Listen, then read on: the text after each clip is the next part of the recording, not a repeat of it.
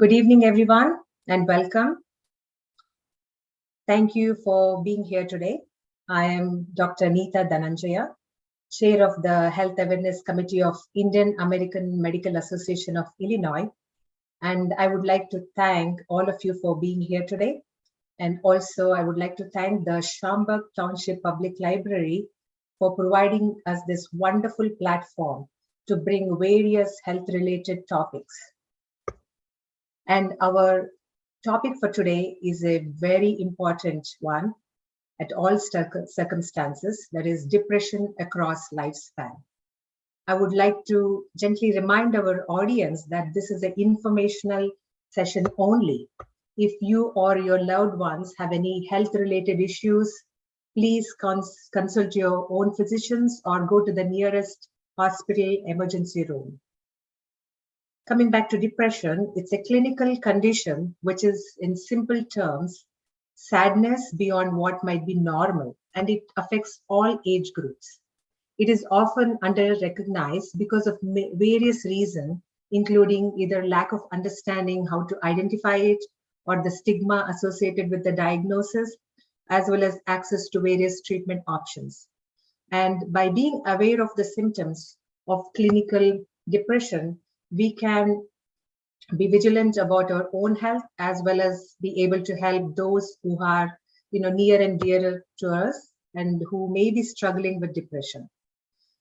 Without further ado, I would like to introduce the speaker for today, Dr. Tapan Parikh. He's a MD, MPH, and is a faculty at Feinberg School of Medicine. He serves as an assistant professor of psychiatry and behavioral sciences, child and adolescent psychiatry. Thank you, Dr. Parikh. It's our privilege to have you here and really appreciate you taking time to present this important topic for us. And I would like to remind the audience that if you have any question and answers, please type it in the Q&A box or in the chat box, and we will address it as many questions as possible. Thank you and welcome, Dr. Parikh. Thank you, Dr. Dhananjaya, for a very nice introduction, and thank you for the invitation. Thanks to the library and the administration of the library for arranging a talk on mental health, which is a really important topic. In the last few years of the pandemic, we have only seen increasing demands of just the mental health needs, and I'm glad to just share my thoughts in today's talk. As Dr. Dhananjaya mentioned, if there are any questions, you can send in Q&A, and if appropriate, to stop in between, that's fine as well. And Dr. Dhananjaya will guide us on just probably taking a pause if that's necessary, or we might do all the questions at the end. So today's topic we are going to talk about is depression across the lifespan. It's a condition which affects all age groups. I am board certified psychiatrist in child, adolescent, and adult psychiatry, although I primarily work with children and adolescents at Liberty Children's Hospital currently, and hold the faculty appointment with Northwestern University Feinberg School of Medicine. This is something Dr. Dhananjaya already mentioned. If you need a direct medical advice, it's best to reach out to just your own clinician or whoever is taking care of you. And if it's an emergency situation, always go to emergency. So the thoughts I'm expressing here are just my own and do not represent any official views of my primary employment place. So we'll get started. Why do we want to talk about mental health, and why do we want to address any of the mental health kind of the needs? Something that is really sad, and I'm in the next slide that I'm going to talk about. And I don't mean to scare anybody who is here and all the wonderful people who are actually willing to know more about the mental health. But the suicide is the worst outcome.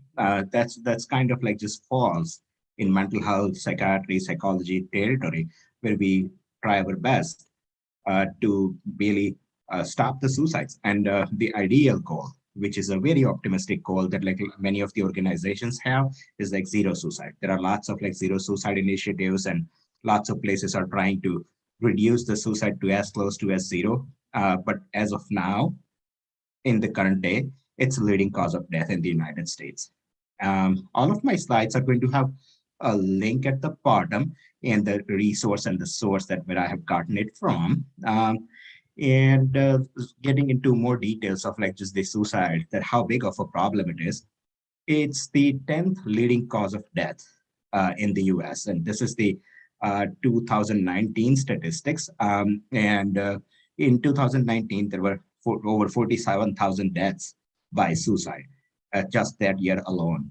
And that's a very, very large number, as we can see. And in the same year, there were much higher number of suicide attempts, those who tried to uh, attempt suicide. And those suicide attempts number is 1.38 million, again, just for 2019 alone. And these are the numbers that get revised every few years. But with the pandemic, uh, we don't necessarily have seen any kind of the improvement from where we were. So the newer numbers might not be any better than like what we are seeing right now. So these 2018, 2019 data that we talked about, 48,000 lives were taken by suicide. And it was the second leading cause of death among the individuals who were between 10 and 34, and the fourth leading cause of death among individuals who were 35 and 54. The younger we are, at higher risk of suicide. And that's just because we don't have other illnesses when we are young. Other reasons that lead to unfortunate event of death, which is inevitable, they are just not that common in the younger age group. So suicide does tend to be like just kind of on the higher side.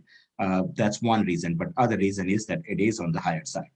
It is a large number of people who are affected and takes the lives away. And that's really the most important reason that we want to talk about it. And then there is always kind of the quality of life, how people are living, how their lives changes once somebody has depression, from being normal, having good family life, having a work life, all of those things, how the whole cycle gets deranged and like just it affects the families, it affects the community. And that's the other reason why we want to talk about it.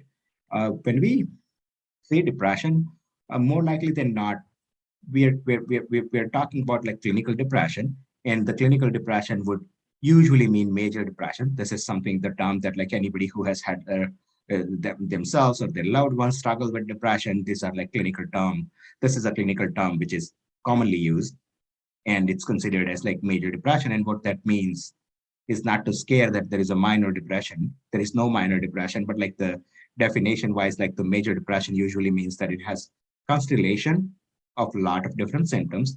And when they are present for more than 2 weeks period of time, we usually call it a major depression. And that leads to like just the impairment in like just one's life, limits the ability to carry out the major life events. And it's the most common mental health disorders. There are a lot of mental health disorders which we are not going to talk about today. We're going to focus on depression, but there are a lot of other things that can happen. But depression is the most common mental disorder in the United States. How common is depression? We would be surprised if you haven't already read like some of the numbers before, that it's about 4 to 5 in 100. That's a very large number. About like 5 people out of 100 at any given time point. And this really represents like about 4.5% of all the US adults. And there are, as of 2017, like there were estimated 11 million adults who were ages 18 and above who had at least one episode of major depression in their lives. When we talk about depression, it comes in a lot of different flavors. One of the areas where it gets like most confusing is like I just feel anxious versus I feel depressed, and thought I would start going into more depths of depression by talking about anxiety. Anxiety is a very, very large problem. We are not talking about normal level of anxiety, which we all are going to have in our day-to-day lives. Um, a classic example in psychology world, where people usually do give is just a fight or flight kind of the reflex, that when we are in a situation which is really threatening, we are going to either try to fight or we are going to run away. And that's a very normal kind of the anxiety that is necessary for our survival. And that's not the anxiety which is a problem. But anxiety as an independent problem includes these symptoms, which is a feeling of apprehension all the time, feeling tense, feeling restless, feeling irritable, anticipating the worst, and being watchful for signs of danger. That we are going to be watchful when we are in a danger zone. But regardless of the setting we are in and how comfortable and safe we are, the constant amount of the worry that is something negative is going to happen. And that takes up the whole mind as well as the body. And when we go from mind to body, the physical symptoms are like racing of the heart, sweating, having tremors, headache, feeling tired, not being able to sleep, upset stomach, having a higher urination frequency, or like having diarrhea. Those are all the symptoms of anxiety. And anxiety as a condition itself is a treatable problem, and it needs to be treated even when somebody is not depressed. Oftentimes, there are anxious people who sometimes get depressed, and then there are those who are depressed who are not necessarily anxious. But these two are like just really close, kind of like just the conditions, and every depressed person is going to have some amount of the anxiety, which is going to be a little higher than normal. So we'll talk about like depression in various life phases, as the topic for today is going to be talking about like just depression across the lifespan. So we'll start with the adults, and adults would be usually like just in the medical literature, like the adults is 18 and between 18 and above, and all everybody who is like above 65 are also adults, but they are considered as older adults. So if we focus on like just kind of like just the age group, which is between 18 and 65, these are like kind of the common symptoms that we see. And these are really, really important symptoms to remember, so that like if we see anybody around us, near and dear ones, going through any of those, we can recognize that it's time to intervene, it's time to seek for help, it's time to support whoever is around us. When we see like more than one or two of like these symptoms, it becomes concerning. One is changes in sleep. Sleep can be an independent problem in itself across the lifespan, and some people struggle with the sleep, which is an independent issue, and that's different. But when the sleep is affected in depression, it's usually associated with like just kind of change in the mood. There is going to be change in the mood, not feeling right, feeling anxious, feeling sad, feeling depressed, and then the sleep changes. And sleep changes in depression can go either way. Some people actually sleep more, and more common is going to be lack of sleep, that people don't sleep when they are depressed. That's the number one kind of like just one of the warning signs and the symptom that we track clinically. And the second one is having appetite changes, and appetite can go both ways as well. There are people who feel that their appetite is more and they eat more, and it leads to weight gain, and it's associated with like just kind of higher body mass index and like just all the other problems. So depression can actually lead to like just the obesity. And then there are people who stop eating and they don't eat and they lose weight to the point that it's going to require like significant medical attention. So sleep and appetite are two things that can go either way. All the other symptoms are going to be probably in one direction, that there is going to be lack of concentration. We're all going to like having more concentration, and that's never going to be a problem. We're all going to like having some amount of the energy, and loss of energy is the symptom of depression. And the next one, which is the lack of interest in the activities. This is a very, very important one, and can help us all in like just knowing when somebody is struggling. We all have like things of our interest and things that we like to do. And when depression hits, that changes. Everybody has, let's say, one most favorite thing that they are interested in that makes them happy. They always do that. Every week there are like certain number of hours consumed in that kind of the pleasurable activity, and that's gone. All of a sudden the phase of life comes when these things are no more enjoyable, and it becomes very, very apparent to the family members, friends, that like, okay, this is something you always like, and you're not interested anymore, and what's going on. And again, the low mood, depression, the actual kind of like just the sadness that somebody can feel, as well as the other people can feel that this person just doesn't look right. So along with that, any of these other symptoms become like super helpful in understanding what might be going on.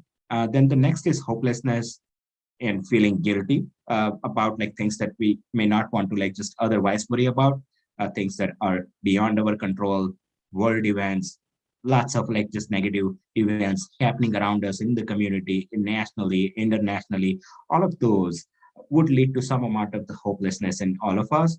But the guilty associated with those who are clinically depressed, it's way beyond like just how bad we feel about the world events. And they sometimes like just end up feeling guilty about like just events that are not in their control, as I mentioned before.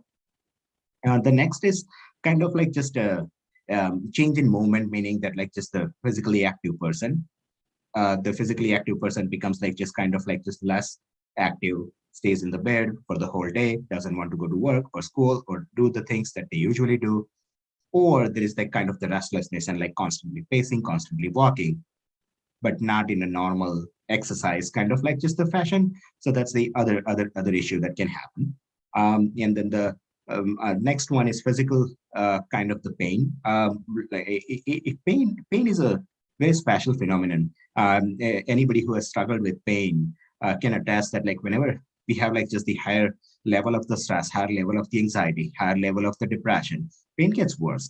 And then in depression, even if there are no other pain kind of the symptoms that we have, all of a sudden there are like parts of the body where aches start and pain start. And again, like not as a single symptom, but along with like few other things going on and low mood, those are like just kind of things to look for. And the last item, which is suicidal thoughts, that's where we started talking about this. And it's a problem in itself also. There are times when suicides are just not going to be explained by simple terms such as like depression, and we worry about those, but that's a small number. More likely than not, the suicidal thoughts, suicide attempts, deaths by suicide, they are linked with like just kind of like feeling depressed, feeling sad, or some other mental health condition. And those are like just kind of like its own kind of the single symptom wise, very important to recognize and intervene right away even if there are no other symptoms present. It's time to seek out for help if this last one is like just present even without like any other symptoms, because that's highly concerning, and we want to do the right thing to support our loved ones and support ourselves. um, that was all about like just depression and like just what happens in depression. And now we'll talk about like just what happens, like why do we get depressed? Is it a condition that's associated with like just overall kind of the stressful lives that we live, and that's why we are falling depressed? And like is it like just the factors that are around us that are leading to it? All kinds of things are possible, but there are like mainly like just these four factors. Like first is like just the biochemistry and kind of the biology aspect, where there is probably some chemical imbalance in the brain. Brain is the organ where we are going to have the kind of the sensations, as well as like just kind of the emotions that we are going to go through. And the particular emotion that we're talking about here, which is depression, is associated with some of the chemicals that we routinely try to target in like just kind of the clinical setting and try to intervene, that whether modulating and like changing some of those chemicals hopefully would lead to like kind of the clinical improvement. And that's the reason why some of the treatments exist in mental health. The next is genetics. This is a large factor.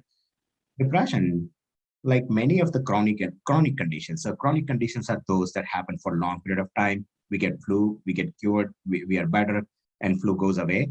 Versus like blood pressure, high blood pressure, diabetes, those are going to stay with us for a long time. And depression is kind of a similar condition that's going to stay with us for the long time. And for all of those conditions that stay with us for a long time, there is a strong genetic association, and so there is for depression also.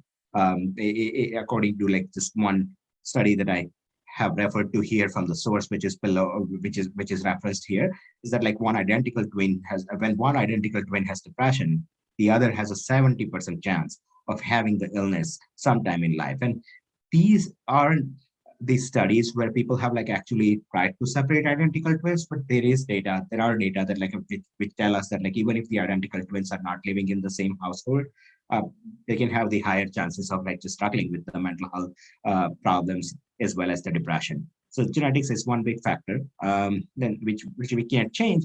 But when we know that like we have had like just depression running in the family, we can be more vigilant. We can reach out for help sooner than we would want to.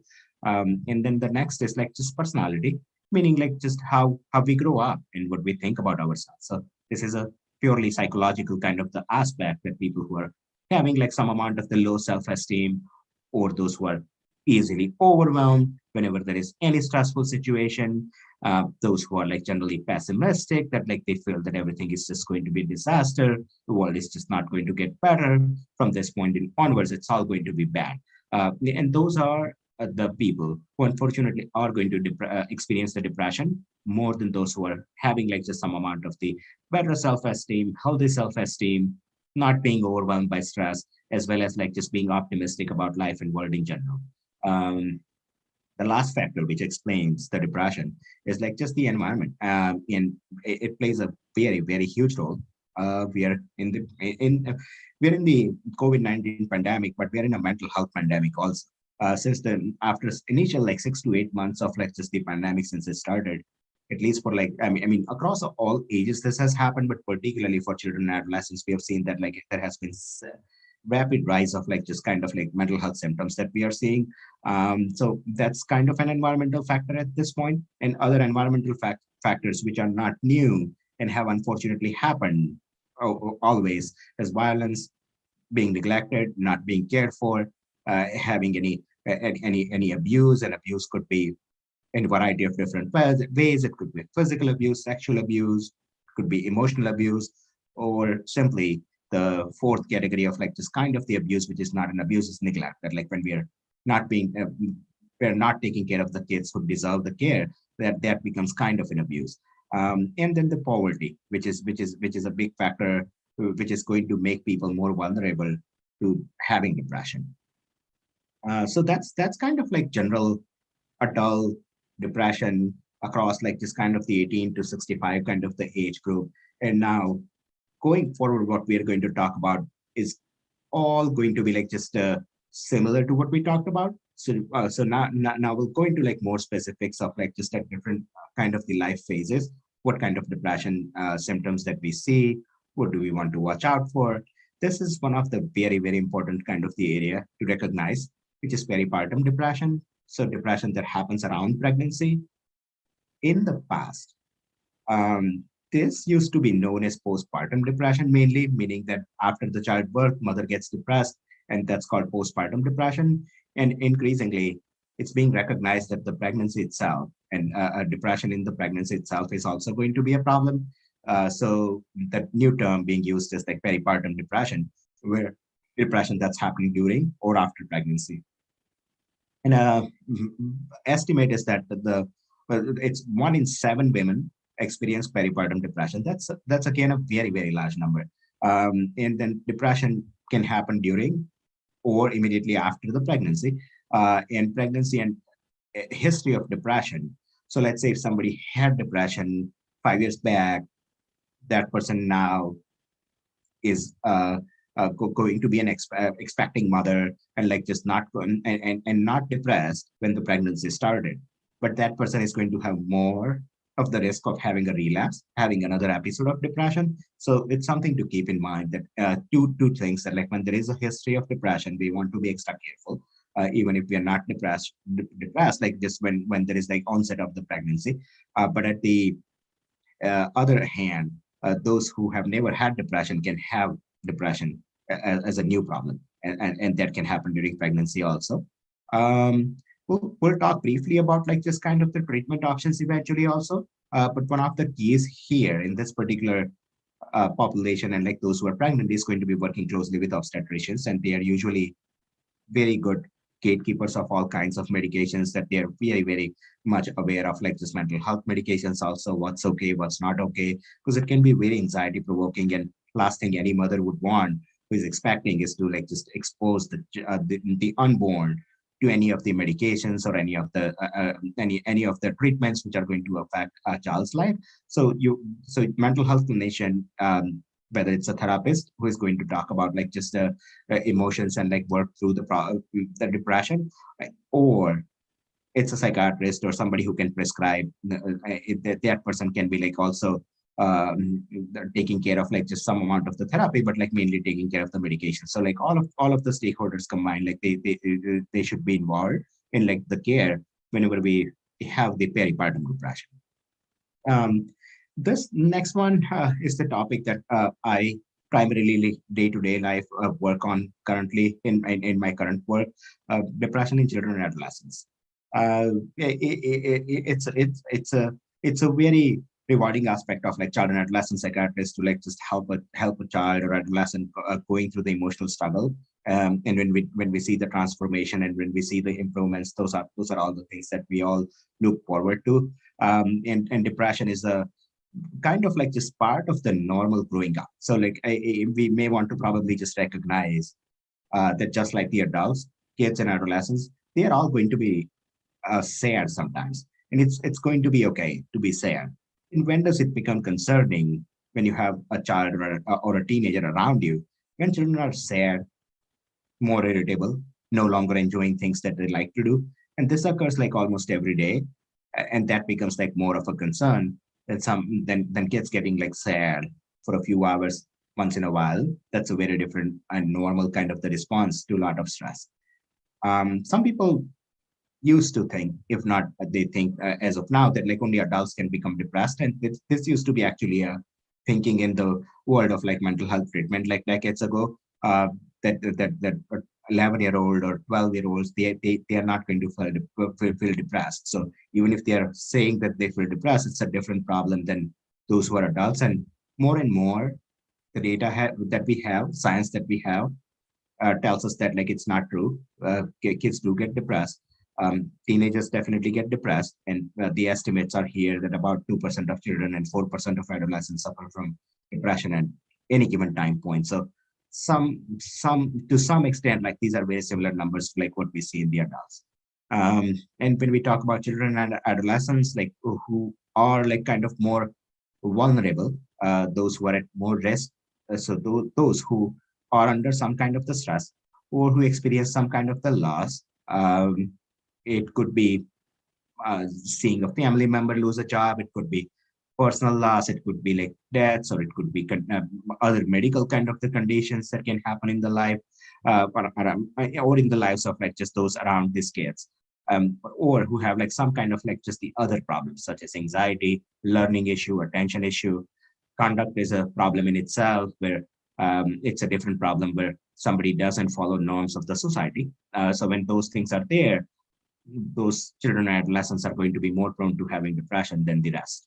Um, and again, this runs in the family. So the family history is always going to be something to be mindful of. And if there was one or like both parents who had some kind of like just a depression history, it's good to continue to be vigilant and like seek out for help. Uh, there is no single cause of depression in the children and adolescents. It's very similar to what we talked about before. There is genetics, there is biology, and then there is environment. Those are the same factors, just like the adults, that are going to be important in depression for children and adolescents also. Um, Talking about the treatment, particularly for children and adolescents, these are two types of therapies which are generally used, but these are kind of the therapies used for like just the adults also. So cognitive behavioral therapy, that's one of the most widely practiced treatment for depression. There are other types of the therapies, and good therapist is usually trained in like multiple kind of like just the treatment disciplines, and they use whatever is best for the individual. And then there is another type, which is interpersonal therapy. This is particularly helpful for like just younger ones, teenagers, as well as like young adults. And then there are other types of therapy other than individual therapy, which can be like delivered in a group setting. There are 8 to 10 people who are depressed, and like we're having groups for them or for their family members. And then the last type of therapy is going to be family therapy. Sometimes there can be marital issues, problems between like just the spouses, and like if it's like just overall affecting the family dynamics. Family therapy is a very effective tool where there is still like probably going to be one person who is going to be considered as like kind of like somebody who is struggling, but then everybody gets some kind of the help so that the family can function better. by reducing some amount of the family conflicts. And the risk of suicide is like kind of like just very high for children and adolescents, because the other causes of, I mean, two reasons, other causes of deaths are not going to be as common. And plus, like suicide in it, by itself is like a large problem. Between 10 and 24, second leading cause of death, and sixth leading cause of death when we talk about like 5 to 14-year-olds. So that's for depression in like children and adolescents. And now we'll go like just kind of the age group above 65, the older adults. There is something unique about like just two extremes of the ages. Like children and adolescents, they need to be like just kind of like just supported and kind of treated like just differently for a lot of different reasons. Then the age group, which is like just the adults, and then like same way the older adults, they also need like just significant amount of like just the care and support and help. And it's important to recognize the needs of the older adults. This is something that that I have taken from the source, which is below, and like and then really from this source, which is the National Institute of Health, kind of the resource that they want all of us to know this, and I took some of the points from there. There are four things that they want us to know, and it's good to keep in mind when we think of older adults. And to some extent, like these are the points which are important for like other age groups also. But signs and symptoms of depression, it's going to be variable. No two people are going to have exact same amount of the depression. Just by looking at somebody, we are not going to be able to tell that somebody is like very depressed or little depressed or like not so much depressed. There are people who are smiling and they are depressed, and there are people who look really depressed, but they might be like less depressed than those who are smiling. So it comes in all kinds of varieties, and only way to figure out is going to be individual treatment, individual help. When we discuss with like just the mental health clinician, that's the time when more details are going to be figured out, that how bad is depression, what needs to be done. Then something to keep in mind is that depression, we think, is a condition that can be treated. There are challenging situations when, despite trying so many things, somebody's depression isn't improving, and we try our best to like continue to do our part and like just continue to figure out why and what can we do. But broadly and largely, it's something that can be treated. So there are treatment options. So there is hope, and that's something really important to remember. And that should be the main reason why we all are going, but we are encouraging like everybody to like seek out for help, because it's a treatable condition. Support, particularly in older adults, from family and friends, that's going to be extraordinarily important, by just giving them the shoulder, listening, being part of their lives, expressing interest in their lives. These are like just kind of little things which are not so little for older adults. When people around them express the care and desire that like we do care about you, and express those kind of like just the healthy emotions to each other. And then something which is again like just important for like across the lifespan is like healthy lifestyle, staying active, having a balanced kind of the diet that has its own kind of the advantages, including just for depression. Sleep is an important aspect. Everybody should have their own kind of like just the range of like just the sleep duration that they want, but sleep is extraordinarily important for all age groups. And staying connected with friends and family is going to be important. So going more general into like just kind of the common treatment options that we have talked about. The first has been the psychotherapy. So I'll talk a bit more about the psychotherapy, that who can do it, how can one get an access to psychotherapy. Those who are fortunate to have like just any kind of the health insurance and the coverage of the, they are going to have their list of like in network kind of the providers, and that's the best way to start searching for somebody. And usually psychotherapy is kind of like the initial entry point to mental health treatment. That like there are symptoms that we and personally it's being recognized, and the person is looking out for care for themselves, or it's our loved one, and like we recognize and we take that person to like just some kind of the help. Various disciplines can do the psychotherapy. One of them is licensed clinical social workers. They are trained to significantly do therapy. They do wonderful work. There are licensed kind of like just the marriage and family therapists. There are other kind of licensed practitioners who are able to practice the psychotherapy. Then there are PhDs or PsyDs who are psychologists and they do the therapy, and psychiatrists, somebody who holds MD or DO kind of a degree, that person can also do psychotherapy. So it can be done by like variety of disciplines. So anybody who is like well trained into doing psychotherapy is a good person to reach out to. And it's usually like at the starting point of like just the treatment. And usually the good therapists, they are going to be aware of like working with the family and would just tell us that like whether the medications are needed. So people just like really think of like just kind of the medications and other options with the psychiatrist. And something important, which is like just really I should have had separate and individual kind of like just the side, and like we are seeing here like in the comment is like just the role of like yoga and meditation in helping with depression. It is extraordinarily kind of like just the important aspect of like just the overall well-being. And it keeps us healthy. So like I really feel that it's kind of like a preventive step, and can be still used like even in the clinical kind of the depression situation.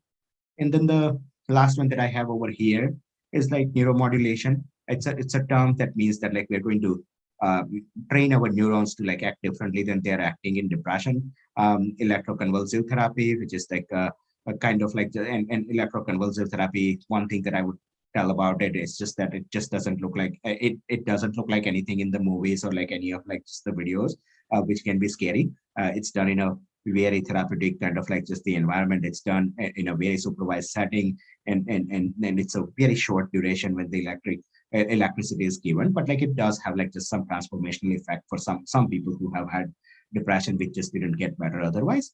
And then newer treatment modality which has been around for last 13-14 years is like transcranial magnetic stimulation. It's kind of it looks like a dentist chair, and like the magnet is put on like just some part of the brain and on the head, and there is a magnetic stimulation which gets converted to electric signals, and like it helps.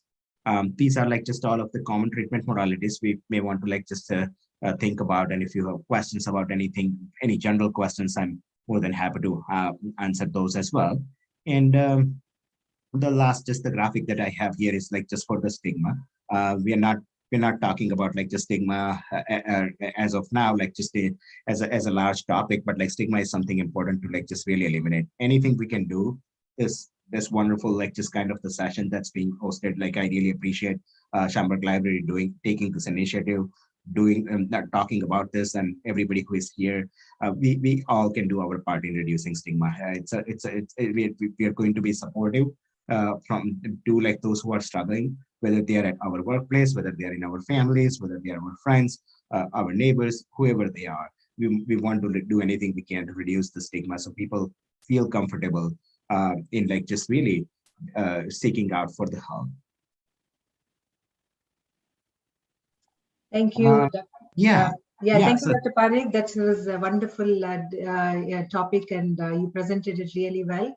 Mental health along with physical health is very important, and especially during the circumstances and the challenges that were going on during these times. We have some wonderful questions. Actually, first one, I think you already addressed the role of yoga and meditation in helping with depression. I think you addressed that, or do you want to take it again? Yeah. So I do feel that like, I mean, it's a twofold kind of like just the approach here. Like when we think of the meditation, those who are believers of the meditation and yoga, everybody would tell you that like it should be part of like just our healthy lifestyle. And to some extent, we want to continue to practice. And it's going to be, there are a lot of data that there have been actual researches being done. In medical journals, it's been published that like it has proven kind of the benefits. So it's not supposed to be like anything very kind of difficult to access. Meditation is not extraordinarily hard. There are good resources, and any of the good resources you follow, and any good person who teaches meditation, it's not supposed to be something very complicated. But again, there are you still want to like just learn from somebody who has experience in like just what meditation usually means, and particularly yoga is going to be like just kind of when the physical kind of like just the exercises involved, which is not just yoga. Yoga has mindfulness is actually part of the yoga.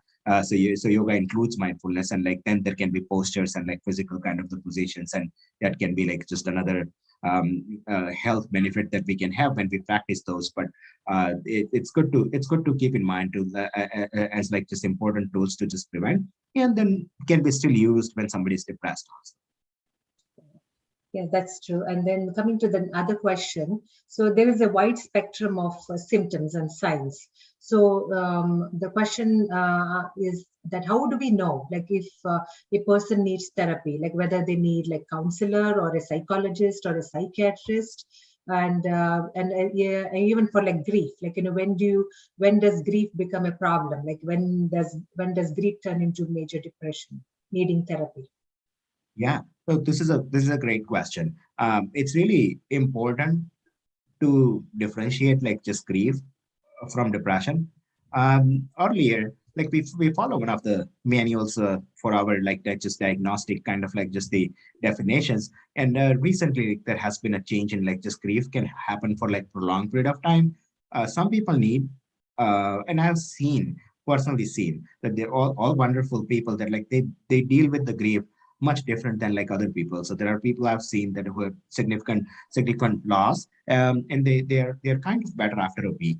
And then there are those who are going to be like not okay for about a year or two.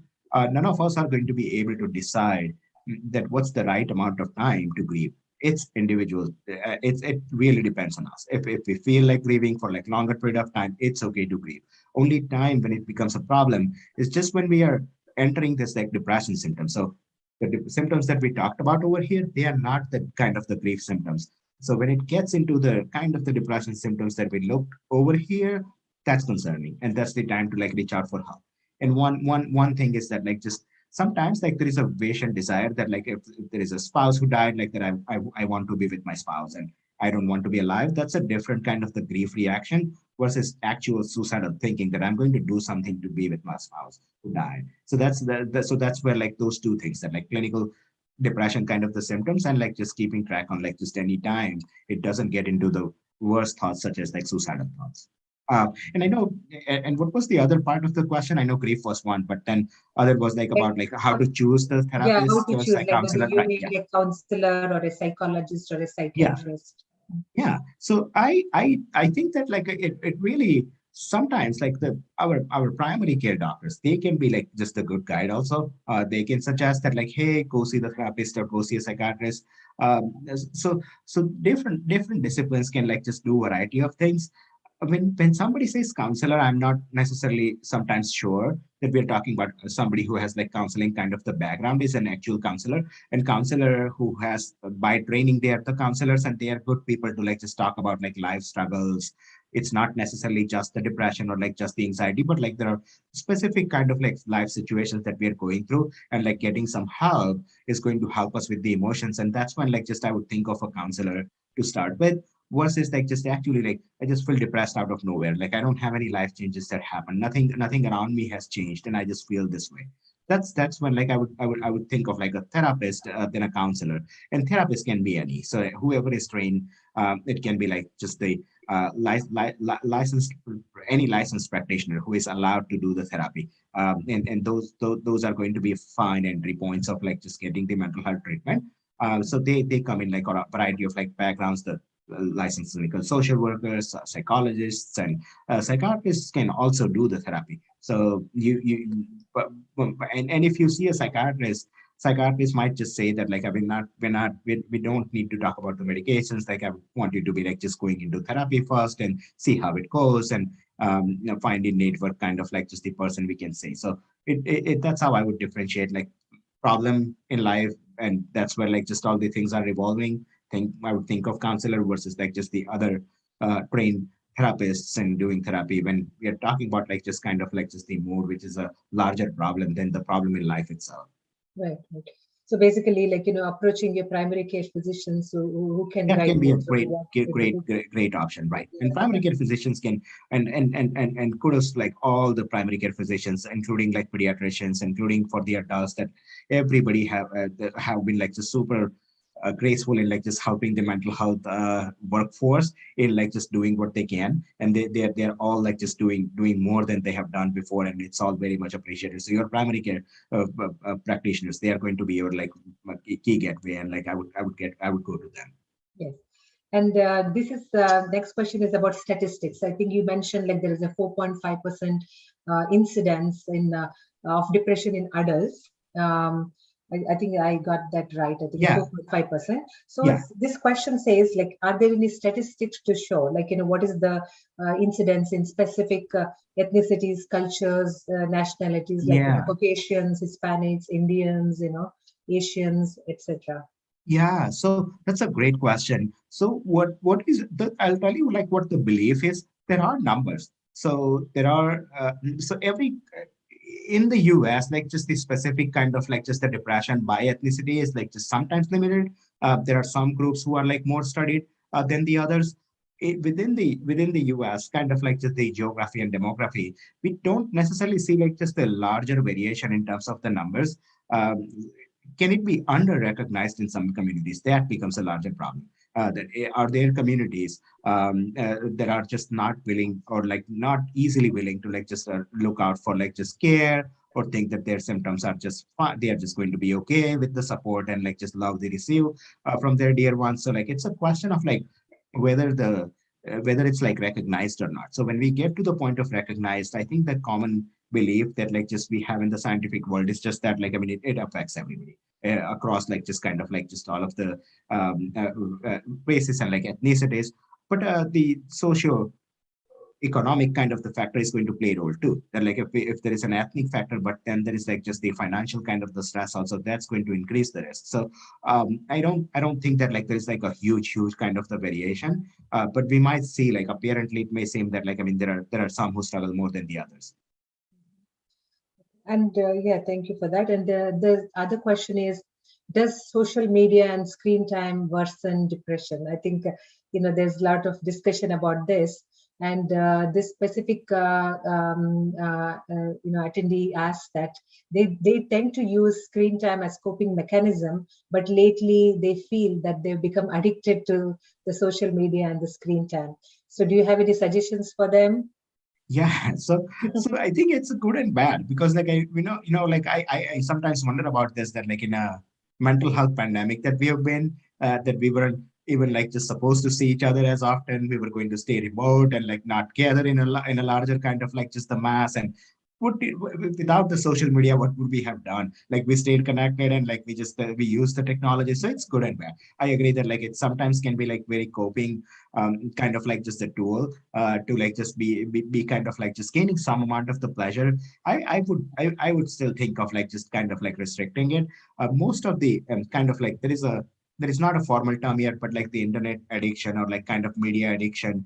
Usually, most people think that like it's a little more than like 60 to 90 minutes a day is consumed, and then it starts interfering. That like I'm not going to go to work, or I'm not going to go to school and watch and be on social media. That becomes a problem. So I think it's a time wise, like it's good to be mindful of like restricting it to certain number of like hours. And uh, phones tend to just give us the screen time, that how much we have used, and that's how we can keep track. So it's good to like not be like overly consumed into it, and use it moderately. And then we should all be wise in like what we are watching. You're constantly watching something negative, it's just really inviting like just trouble for ourselves. And there are so many kinds of like just sad things that are always going around. And if we are going to just go deep into finding all the sad things that are happening in the world, we are going to be more affected than we would be otherwise. So the moderation of like just what do you want to see, like it's just some of the encouraging kind of the topics versus something that is going to be really discouraging and really depressing. Yeah, thank you. That was a wonderful answer. And then again, in this COVID era, actually, we made use of this Zoom, and then we have, for example, right now we are conducting Right, this right. webinar, and that's a good aspect of social media and screen time. But like you mentioned, everything in moderation, and Yeah, thank you for that answer. And next question is, what about loneliness? Like before, we had like children and family; they were part of our life, and now like everybody is busy in their own, in their life. So how does loneliness affect depression? And how do we, is there any remedies for that? Like, how do we prevent loneliness from being turned into major depression?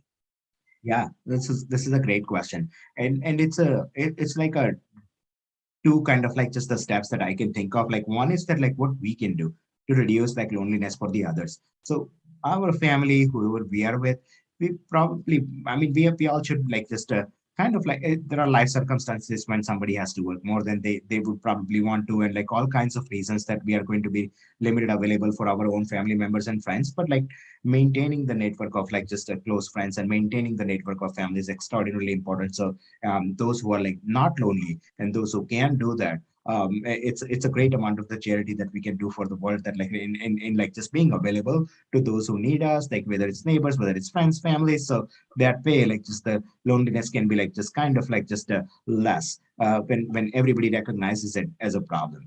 So that like if you say somebody lonely, like if you engage that person into conversation and like kind of the activity, something that we do in like child and adolescent word all the time is that like we, for the little kids, that like we recommend that like you do a book time or like just some kind of like just the family time, the play time, when a kid is going to actually guide you, and you just let that 5 year old or 6 year old just play, and like just you just follow what they want to do.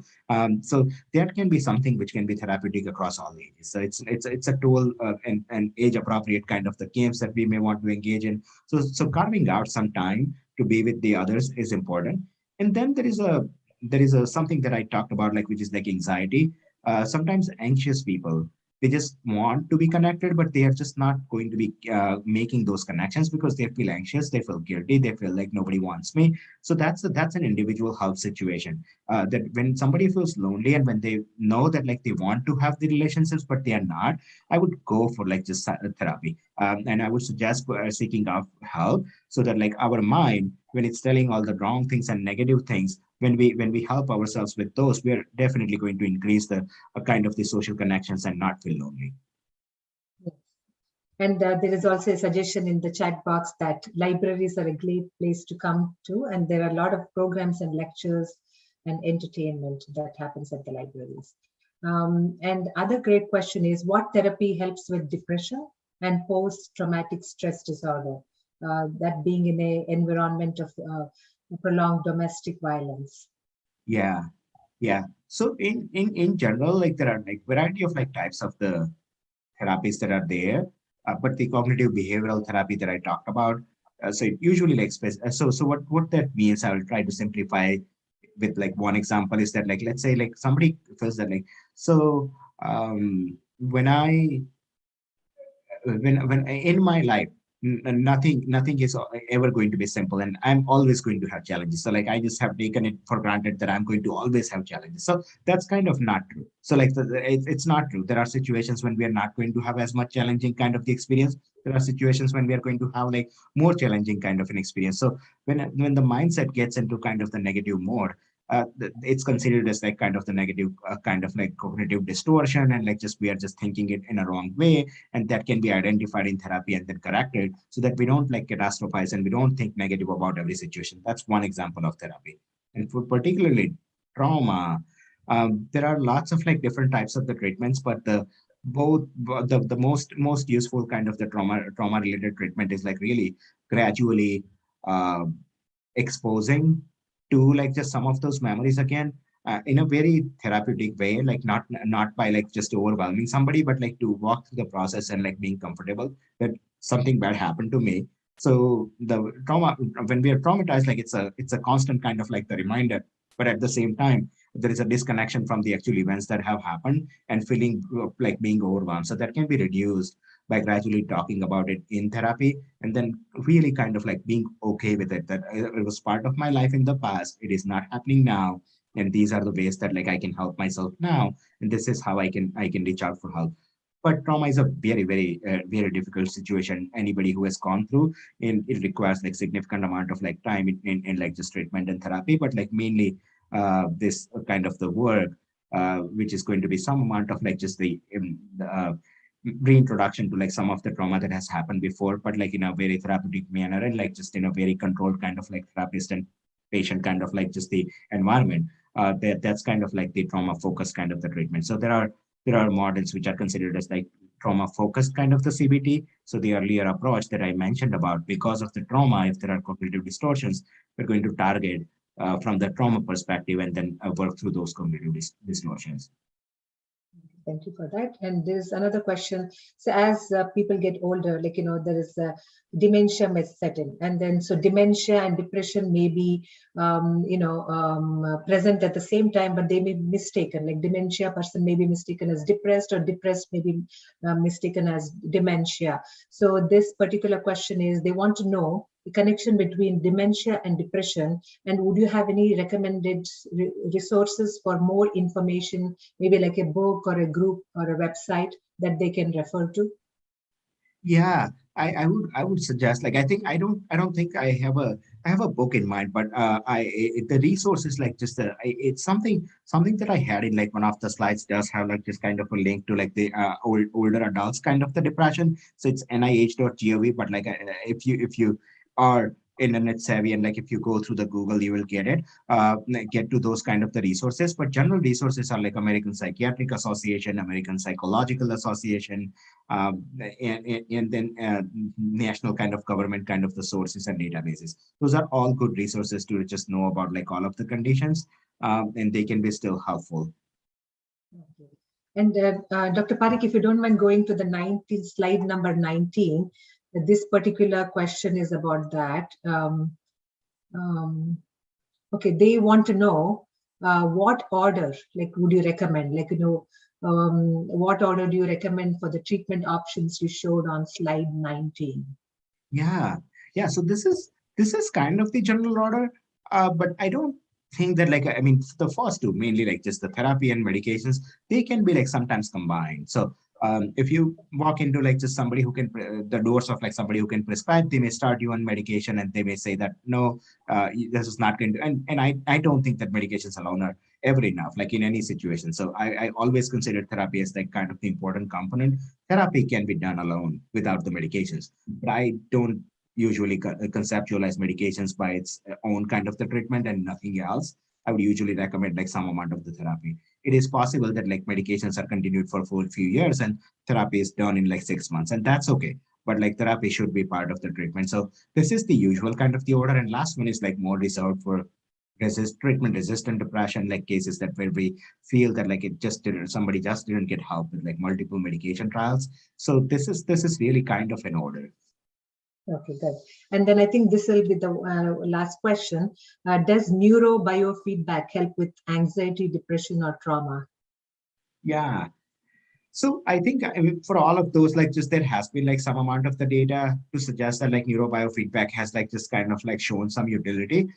But what I have seen, like just over the period of like just the experience training and like just clinical kind of the experiences, just that there are so many types of things. One thing that can work.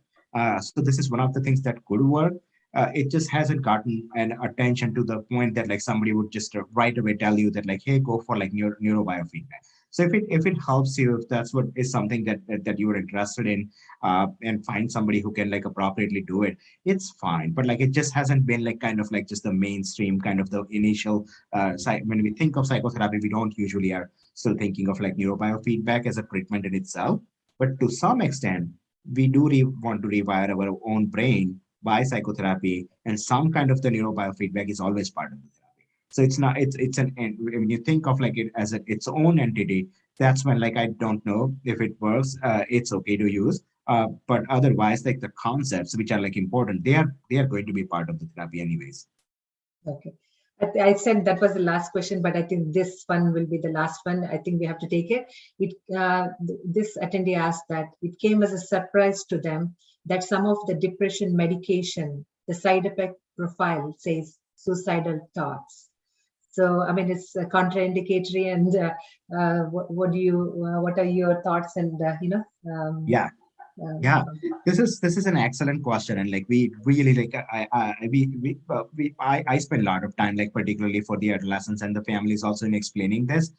It is actually true for all depression medications that they carry this warning. The exact warning that you're going to read is that this medication may increase um, thoughts of suicide and behavior related to suicide. So the warning is not about like actual suicides and deaths by suicide, but it's about increase in frequency of the thoughts of suicide and then some behavior, which is negative behavior, self-harm kind of the behavior, but not necessarily suicide attempt. So those are like increasing. That's what the warning says. And this warning came after like initial phase of like just all the depression medications were out. FDA, the governing body that regulates like all of the medications, like they review all of the information and they issued this warning across like all the antidepressants. So if we go by that warning, we wouldn't want to prescribe anything which is like approved for depression. And that's not what we're doing. We are still prescribing. So it's kind of like just leading to a lot of confusion. But what the warning says is that like it does increase, but like what that really means to us is that let's say if somebody is like on the trajectory of like going down, the depression is like getting worse, suicidal thoughts are getting worse. When you give the medication, it's still going to get worse. But our hope is that like when you look at the slope and the downward kind of the fall, it's like still better with the medication. But what gets picked up on the data is always going to be sometimes that like it got worse. Could it get worse even without? And that's where like we really feel that the trajectory of somebody on being medication versus not being on medication is always going to be better. Now, is it possible that like in somebody like just medicine just had a completely opposite effect and like just we wanted to? It's possible, but like that would be rare. That wouldn't be like enough to the point of like just being worried about it as a mass. So we all anticipate that at some point of time, this warning will change to at least like somewhat less confusing so that like we don't get like confused about like what this is about. But it's a great question. So that means probably like, they need more supervision, family support, and then frequent follow-ups with the psychiatrist or, psychologist. Do you suggest that? Yeah, they should, but like I think that's a part of like just what I'm suggesting is like just normal part of like just the support that we want to provide, nothing extra. So like I don't think that medications are I mean we don't necessarily think that medications are actually going to increase. But like when somebody's on like downward kind of the trajectory, things can just get worse. So like normal kind of the support which we would want to give otherwise, that's what we would want to give. So keeping that in mind that like symptoms can get worse regardless of whether on medication we are on medication or not. And with medication, the hope would be that like it gets better. I mean, at least the worsening is not as bad as like without being on it. In appropriate cases, like again, like I don't consider medications as something necessary for everybody, but when it becomes necessary, hopefully those individuals will do better by taking medicine versus not taking. Yeah, thank you, Dr. Parikh. A really wonderful presentation, and you answered, all the questions. And thank you for your time. You're a very busy physician, and despite that, you took this, 1 hour for us, and just spent this hour, informing and educating our audience. Again, I would like to thank you from IMA and also on behalf of Schaumburg Township Public Library. And I would like to thank all the audience. And again, I want to remind them this is an information session only. And if you or your loved ones are suffering from any health issues, mental illness, please seek the help of your primary care physician or your mental healthcare physician and go to the nearest emergency room. And Dr. Parikh, if you can stop sharing, I would like to share this screen. Thank you. Thank you. Thank you very much.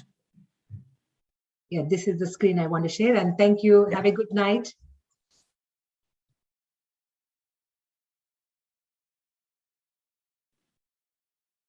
Thanks again, everyone.